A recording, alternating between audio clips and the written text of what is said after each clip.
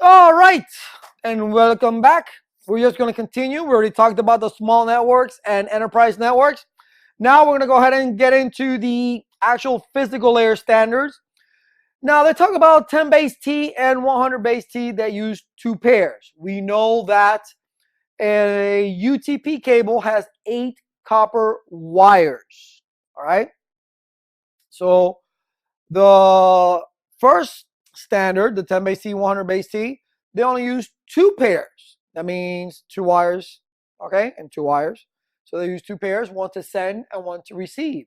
So you got to make sure when you're setting up your standard, whether it be 568A and 568B or 568A and A or B and B, whether you're using a crossover or a straight through, that you put those cables in correctly into the RJ45 connector. Because if not, when you do your testing, obviously it's going to fail and then you're going to have to rewire. So the very beginnings of your network is your wiring, and you'll see why in just a minute.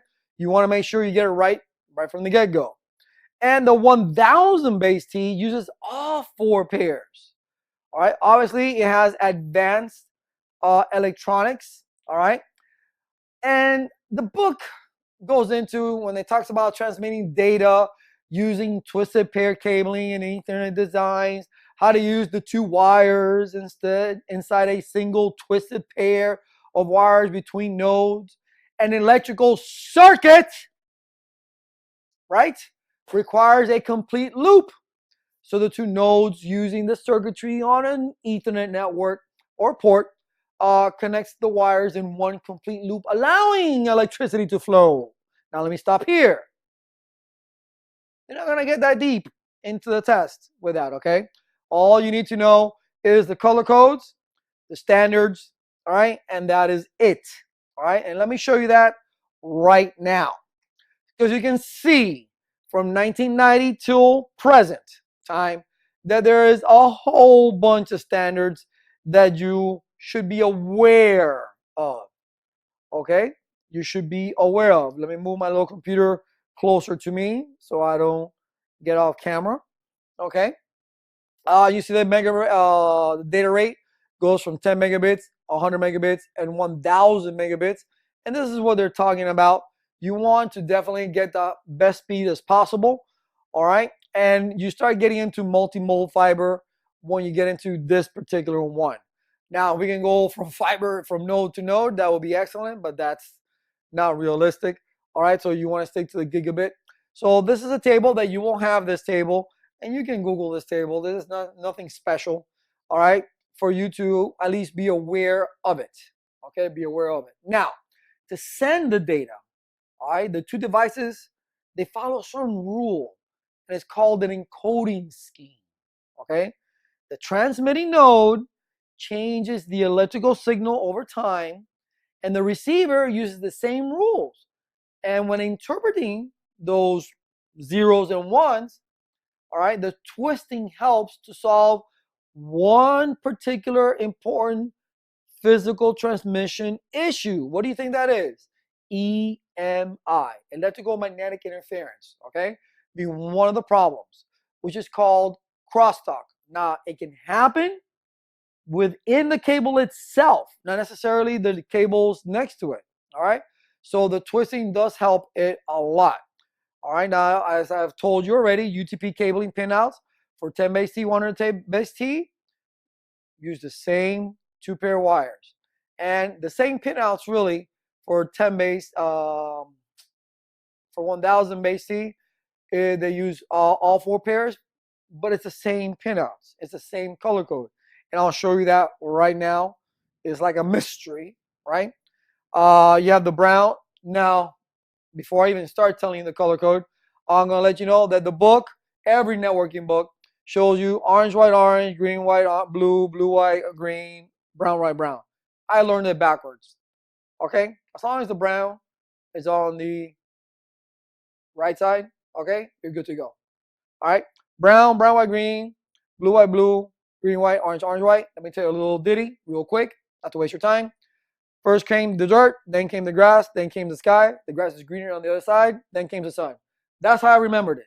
Okay, the only difference, this is the 568B, which is the standard, normal standard, common standard that we use.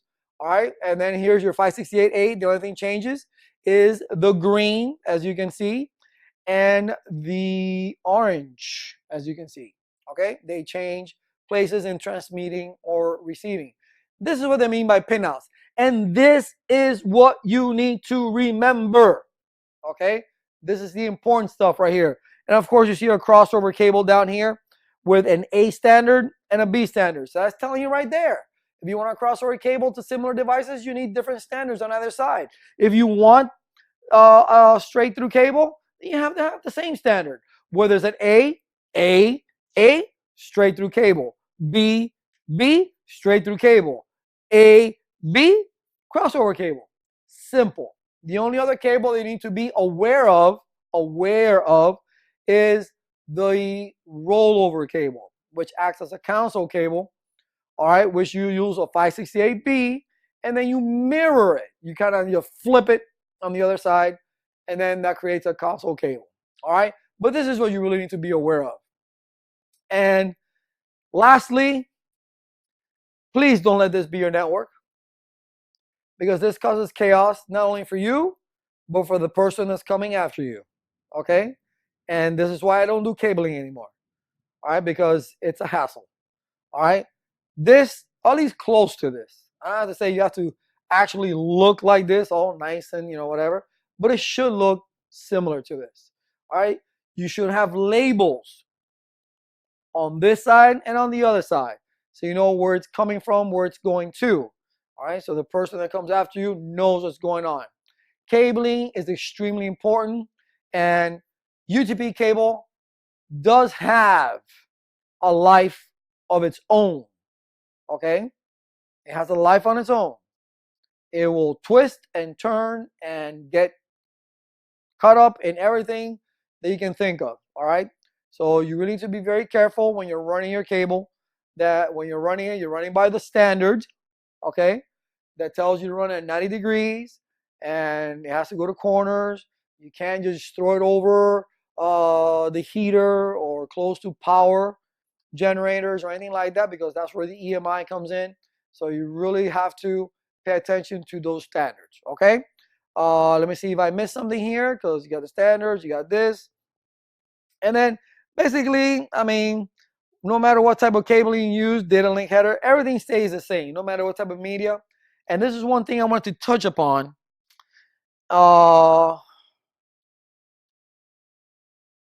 We'll touch upon it later when we get into the routing. We won't touch upon it right now because I don't want to confuse you, okay? And it has to deal with the frame. And this is what it talks about, okay? Because no matter what type of media you have, the data link will stay the same. I'll say that. It will stay the same. But it will change from network to network. The only address that stays the same from beginning to end is what? It's the network layer address, the layer 3 address. Just think of that postal service, all right? The receiver and the sender, they don't change. I still want to send a letter to my mom. That's not going to change, but what will change, if it has to go through truck, if it has to go through airplane, if it has to go through train, if it has to go through horse, whatever the case it is, if it has to go through boats, all right? So all that can change. But the receiver and the sender are the same. So it's the same thing with networking, okay, which is layer 3. All right, that address will never change. What does change is the layer 2. But as far as the data link is concerned, the media, that will never change. That will never change. It will stay the same. All right. Well, enough said. There are your cabling. There are your cabling standards. I'll leave it up there so you can go ahead and take a look at it, even though this information will be provided for you, and even though you can Google it, and there'll be a million pictures of all sorts of standards, but at least you'll have it. And just as a little thing there to finish it off, I myself, when I first started my networking job and started cabling, I did carry around a little piece of paper with me, and I had actually made a little, a little jack and everything in there. And so I knew what standard they were using, and I carried it around. So finally, after 100-something cables, I was like, okay, I already know this thing by memory. I can close my eyes and get it done. Okay? So practice makes perfect as usual. Look into it, and you'll see it's nothing major. I'll see you in the next one.